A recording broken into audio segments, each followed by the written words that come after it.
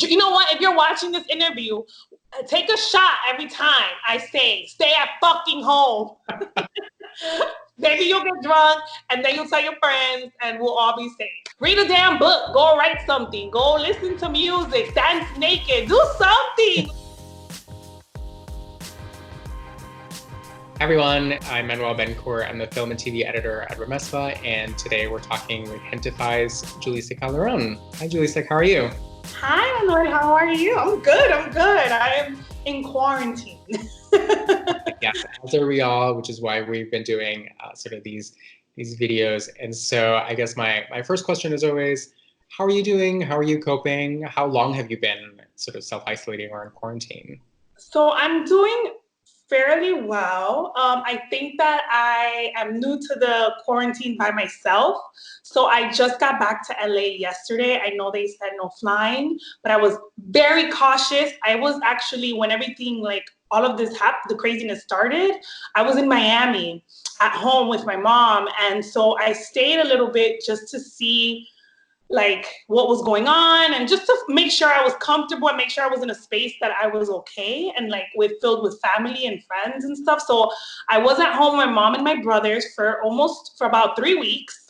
I just got back yesterday, and as soon as I got back, mind you, no one's flying. Like, it was an empty plane. It was very eerie to see, that's for sure. But I guess it was safe enough for me because there wasn't anyone in my space. I got in yesterday and I've been home. And as soon as I got home, I took off all my clothes. I had my cleaning lady leave, disinfect my house before I got here, and I left me a trash bag by the door. So I undressed at the door. Where hopefully no one saw me, but I took off all my clothes, my hat, my sneakers, my underwear, my brasier, todo, and I put it in this trash bag, locked it up, and ran to the shower and washed my hair and just everything. And so I just went out to buy groceries, and as soon as I got back in, I took off all my clothes again, I ran to the shower, and I washed myself again, and I'm like, this is getting exhausting, so I think I'm gonna stay in. I bought enough food, I think, to hold me over for at least 2-3 weeks. So it's just a little I think it's because we don't know it's the unknown. I think that's what's happening. I think that's what's causing a little bit of anxiety. But so far, I'm just trying to keep my head up and be positive and hopefully be a positive light for other people, because I know that it's hard on others. Yeah. Yeah, and as you say, it's the uncertainty of not knowing, and something as simple as like going to get groceries, which, you know, we would never have thought of twice, and it would sort of like, it's part of our routine. Now sort of becomes this, you know, it can be very anxiety inducing. And how did I've seen it sort of change a little bit. You know, now I have I live close to a Trader Joe's and have like a social distancing when you're doing that. But how did you find the experience since I'm assuming Florida is very different from like how LA is working right now? Well, my mom actually did groceries right before I got to Miami. And then actually when I was already there, because for the first few days I was there, it was a little people were still figuring out what was going on. There wasn't like a lockdown or a safer at home plan in effect yet. So my mom went and did all these groceries. So I hadn't been to the grocery store. I went to Trader Joe's a little while ago, and it was the line, and the line was so long. And across the street in the same plaza, there was a small mom and pop grocery, a little market.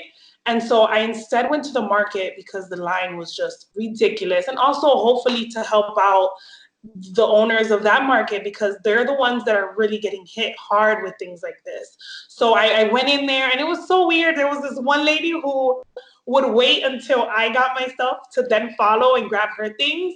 And we've never done this before. Like, it's so weird. I don't know what to say. I even told the lady when I grabbed the bag, I was like, I just washed my hands before I got here. It's like, since when do you say shit like that? Can I curse? Of course. So it was interesting, but I know that one thing I did do was make sure that I said thank you to the women who were working. I think that right now we just need a lot of kindness. We got to be overly kind, if that's even a thing, because there's a lot of people going through it. Yeah, and as you said, like being a light to other people, like, and again in everyday sort of interactions. I'm curious now that you're going to be by yourself here in LA. What are you expecting, or do you, because being with family, I think it would be a very different sort of environment than sort of like now being with yourself. What are you anticipating? You know what? Contrary to what people probably think of me, I am such a homebody.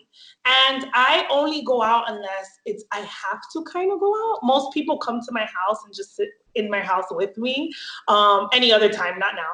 But usually that's what I do. I am home, I hang out, I watch a lot of TV, I drink a lot of wine. So everything that I'm used to doing, I think I'm going to be doing. I probably am underestimating how much of a homebody I am, because I was a homebody because I chose to not go out. But now that I'm being told that I can, who knows how long it's going to last. I don't know. I'm not sure how I will receive all of it. Again, I'm only on day 2, but I know that my family, we just did a Zoom last night for my aunt's birthday, and there was like 15 of us in there. So I think that just doing those things that'll keep me a little closer to my friends and family. I think that's what I'm going to be doing. And I'm trying to create right now, but I'm also like, you know what? It's okay if I don't. It's okay if I'm just like hanging out and just sleeping, or on my phone, or watching stuff on Netflix, or just laying here and doing nothing and in silence. I think that there's a reason for all of this. I'm a big believer in everything happens for a reason. And so there's a reason why we have to be still right now and listen, and to whatever that means to you all. For me, I believe in God. I believe there is a higher power, and I know that right now is a time for reflection and just a lot of inner work in myself. Yeah, and sort of letting the quietness, sort of just living with it, and sort of not feel. I feel like a lot of us in the first couple of days, because I was actually in Miami, for the film festival, and I had to, like, when they announced everything, right? Like, because we were, and I remember like flying back and having this sense of like, okay, so now we need to do something, or like we need to be super productive, and now I'm like going on week 3, and I'm like, I just have this sense, this heaviness all the time. I'm like, I was a homebody, and so like I'm also trying to figure out sort of how to balance those two. How are you doing when you were in your when you were at home, sort of balancing that? Because I feel that's also a lot of people's experiences, right? Like now they're at home with a lot of people, with their families, and that's not a normal situation. It's not. I live alone, and so being at home with my family, and there was 5 people in the house, and I was like, this is a lot. Like, I'm not used to this, but in all honesty, I think I needed it, because I have been going and going for some time now. And I think how many times do we actually spend with our family? Like, just still with our family, not that you're going to a party, or okay, you're just like in the hustle and bustle of it, but like really truly just being in a house with your family. I don't remember the last time that has happened for me. So I actually took it all in and was very excited to be there for the 3 weeks that I was, and then I'm happy now that I'm here alone with my, to like embrace what just happened, and now kind of understand what the world is going through now, because a lot of people are home alone. And I don't know how this is gonna play out. I actually don't care how it's gonna play out, because we just have today, and I feel like we can't think about the future because we don't know, and the past already happened. So it's just taking it day by day. I'm just gonna take it day by day, just kick it, smoke a little something, drink a little something, read a little something. But I truly, truly, truly do want everybody to like just really do the work of figuring out yourself right now, because it's a moment of that. It's a moment of kind of sometimes putting your phone down. I think a lot of us right now are running to like TikTok and Instagram and all of these things, and it's like, that's not gonna help when it's for 3 months. It's just not. That's cool for right now, but if this is longer than we expect, which I think it will be, we need to turn to other things. And I'll be a little transparent with you all right now, but my cousin is positive for coronavirus, and he's in a coma right now. And so my family has been very, very conscious of what's going on, taking this extremely serious. And I think a lot of people aren't doing it right now, and that's because it hasn't hit home for them. But for me, it has hit home. So I'm taking it very serious. I know what it is. I know that it's not to be, we make jokes because that's who we are as Latinos, as Black people. We make jokes of things because it's how we cope. It's how we get through and get by. And I know that my cousin would be really happy and would probably make jokes as well. So I am throwing in the jokes, but I am doing a lot of prayer. And I just want people to understand that this is real. And it's not a hoax, and it's not like, it's not this joke that it's just gonna get by and we're gonna be okay. We are gonna be okay, but we also need to take the precautions of what they're telling us to do, which is stay home. Stay home. And I feel like we are getting to that point where, every time I've done one of these, like, more people that I know, right? Like it starts to creep ever closer. Like I was talking to friends last night, and like one of them had been hospitalized and the other one was just getting over it. Like we are going to get to the point in the next week or 2 weeks where like we will all know someone who knows someone. And that is both terrifying, but it should also drive us to be much more aware and taking it all more seriously. Yeah. Do you find yourself needing to sort of remind people? Do you find yourself sort of shaking other people? Or so recently I tweeted something like harsh, kind of just like, stay the fuck home. Like the government is being nice, but I'm not. And then I put it on my Instagram too. And so it pissed me off because I found out about my cousin. And then I'm like seeing videos of people like in the street making fun of like curfew and wanting to go out and saying all these dumb things. This is just another flu. And it's like, okay, cool, that it's just another flu. But like, if it's not affecting you, but it's affecting other people, then have some damn compassion and understand that somebody's going through something. This is not just made up numbers. This is not people just saying it just to say it. And I do agree with you, what you said, like the whole, every time you talk to someone, you're getting like someone else is like, oh, that person has it, not this person. And I think we're all going to get that at one point. It's all going to hit home for people. And it sucks to say this, but it's like, maybe that's what we need for people to understand how serious this is and to stay home. Read a damn book, go write something, go listen to music, dance naked, do something, like figure yourself out. So many people want to run to like social media and to go out and to like hang out with other people, but like self is so real right now. And so many people are going to have some rude awakenings because this is the time that you're going to see yourself, good and bad. Yeah, and that's also, I think, terrifying to a lot of people, of like, oh no, I'm now alone with my thoughts and all these other things that I would normally turn to either hide or to sort of keep me from looking within are suddenly gone. Yes. That's gonna be such a thing for so many people. Like I already see people going crazy, doing all these damn TikToks and just dancing. And I just saw this meme and it was so funny. It said like, being on live is the new ghetto. And I'm like, yes!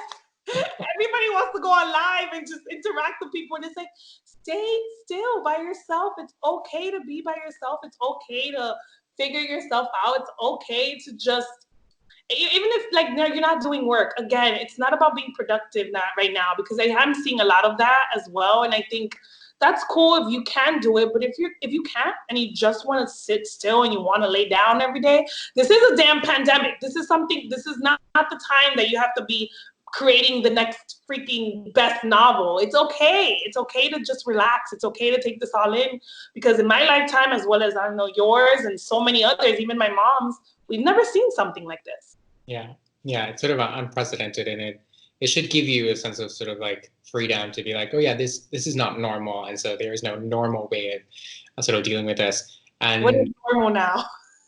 Right? It's like, see friends, I can't see family, I can't go to the grocery store without then it becoming sort of this whole thing. What does self-care look like in times like this for you? Or is it changing from like what it looked like before? So I don't necessarily feel like I know anything different than what I've always known. At least not yet. This answer could change in a few weeks when I've been secluded from people and in quarantine for a few weeks or months. But it's basically, I smoke. I'm a smoker. So it's me smoking. It's me just listening to music. Music heals me. I listen to a lot of gospel when I wake up. So that's like my go-to. It's also washing my hair and doing my curls and reading. I do a lot of reading and I do a lot of writing. I have like books here that I just write in, and it's just random, like just a random, like I'll just scribble anything, like anything that I just have in my mind. It's just to put it down. I keep so many around the house. And yeah, it's those things. It's doing my hair. It's so I can feel clean. I think that's a big deal for me right now. I'm a germaphobe, so this is kind of like making it more intense. So it's that, and it's calling my family and listening to my mom, and now we started last night because we got into I don't know if there's a show called Salón on Telemundo. And they play it every night. And so in the last 3 weeks, me and my mom had a date every night and we were watching it. And so now last night, since I'm not there, she's like, oh my God, it's going to be so sad. And I'm like, FaceTime me. We're going to watch it and we're going to watch it together. And I don't have actual regular television. I have just like, streaming things. So I don't have Telemundo, and she's just FaceTime for her iPad. And so we did that, and we're planning to do that every night. And I think that's going to just help me just a little bit so I can feel closer to my mom. Yeah, my family, for the first time, we started a group chat. Like, we've always sort of interacted individually, but now there's a group chat. So like every day, every like 10 to 15 minutes, one of us will like upload a picture, like what we're cooking or what we're watching. And it's this really weird thing where like you're connecting more with people just because you're sort of more driven to, and because it sort of flattened everything. Yeah. It's going to allow us to go out way more when they invite us next time, when they can do that. I also feel like, you know what? I come from Miami. Are you from Miami? No, I'm from Colombia. Ah, okay. So I'm born in New York, but raised in Miami. And I'm like, honestly, we have this so good right now. The fact that we still have electricity and we have our phones and we're able to do all of these things, that's okay. I come from a world of hurricanes, and there is no electricity for 1, 2, 3 weeks. We're okay. Stay the hell inside. You'll be all right. You have your electricity, you have your phone, you have all these gadgets. It's gonna be fine. We're gonna be fine. We just need to listen. This is the time. If you never listened before, please listen, y'all. and stay the fuck home, which I think is fuck home. I honestly feel like it pisses me off when I see these things. Like, why are we not understanding? I don't get it. It's okay. You can stay home. Yeah, I try to give people the benefit of the doubt. I'm like, oh, maybe people don't know, but I feel like we're like weeks in. Like maybe 2 weeks ago you were like, oh, I had no idea. Or maybe 2 weeks ago you're like, oh, but like now it is hard to sort of not take it. Yeah. At this point, it's there's no excuse. I just saw a video in Queens, New York, of a place where I'm not sure exactly what it is. Kind of looks like an outside place to work out, and the amount of people that were there was so alarming. And I'm like, do you not see how New York is kind of right now in dire need of people to stay home, and you guys are not contributing to the health of your city and your planet and everything? And so, man, it's okay. Karma's a bitch. I truly believe in that. And the planet right now, silver linings, man. The planet really needs us to kind of stay home. There's so many things happening around even in LA, me coming back, I'm seeing, like, I usually sneeze as soon as I get off of a plane. I have allergies. The smog is not as thick. I saw that it was raining here. There's so much greenery. Like, something's getting some good out of it. And if it's our planet, then we should be okay with that. It'll be great for our kids and our kids' kids and all of that. Yeah. And then, so maybe that's a good place to end in sort of this like nice and warm sort of note. Thank you again for taking the time to chat today. Oh yeah, thank you for having me. I hope that everyone, again, I don't know how many times I'm gonna say it. You know what? If you're watching this interview, take a shot every time I say, stay at fucking home. Maybe you'll get drunk and then you'll tell your friends and we'll all be safe. Thank you That so sounds like much, a Manuel, for having me. I appreciate you. Nice to meet you. wonderful. Thank you for also really fast to Remezcla. Thank you all for doing this because this is really awesome. So many people need this. I've been keeping up with the ones that you've done so far, and like it's necessary. We need it, and if we have the voice and the platform to do so, let's do it. Yeah, perfect. Thank you. Thank you. Hey. Bye.